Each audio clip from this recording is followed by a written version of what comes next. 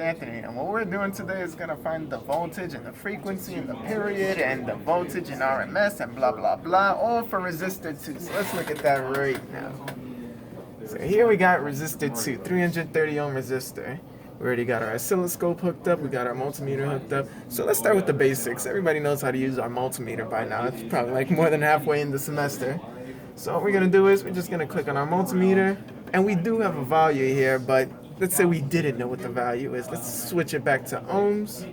We're going to turn on the simulation here.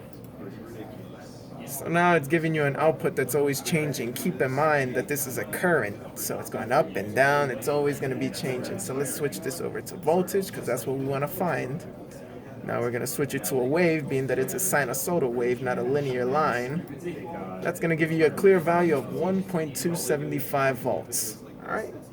Now let's go ahead over into the oscilloscope. This big mama over here.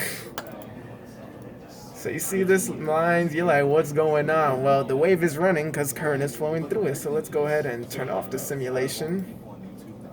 Head back over here to the beginning, all the way to the beginning.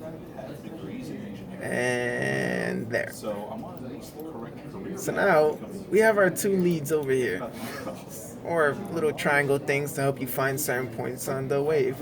So let's head one over.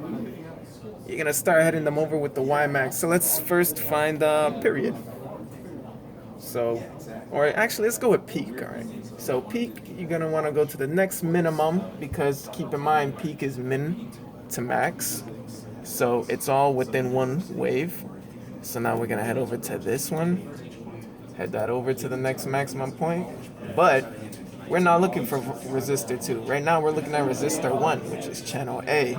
So we have to switch this over to channel B. And how you do that? You right click it, select the trace. Trace is on channel A, which is the blue line. And now we're going to switch it over to channel B, the red line. Once you click OK, boom. Switches to red, switches to the red. So now we have our voltage peak to peak. You're not going to look over here for time. You're not going to look over in channel A. You're going to look in channel B. Very last value because T2 minus T1 is peak to peak. So that gives you a value of negative 3.605. Now, Anthony, why is this negative? You see, 2 is in front of the 1. In actuality, it should be the 1 in front of the 2 because 1 is leading the 2 this way. So would we have moved the 1 to the beginning and switched it with the 2, everything would have been fine, all right?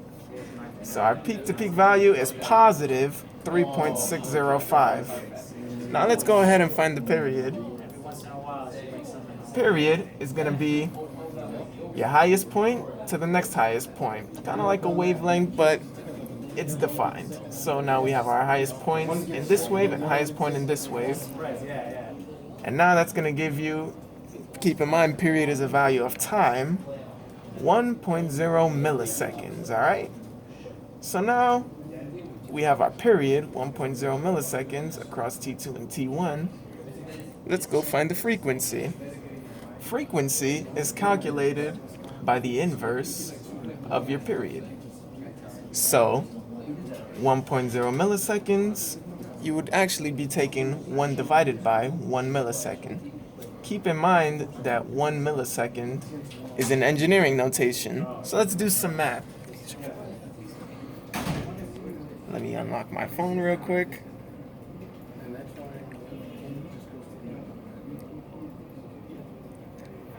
All right, let's look back over here.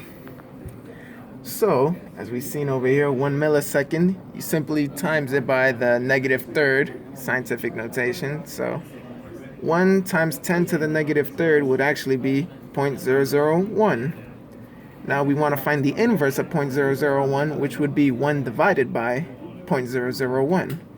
So let's clear that up. 1 divided by 0.001 equals 1,000, or in engineering notation, 1 hertz. Keep in mind, this is frequency, 1 kilohertz.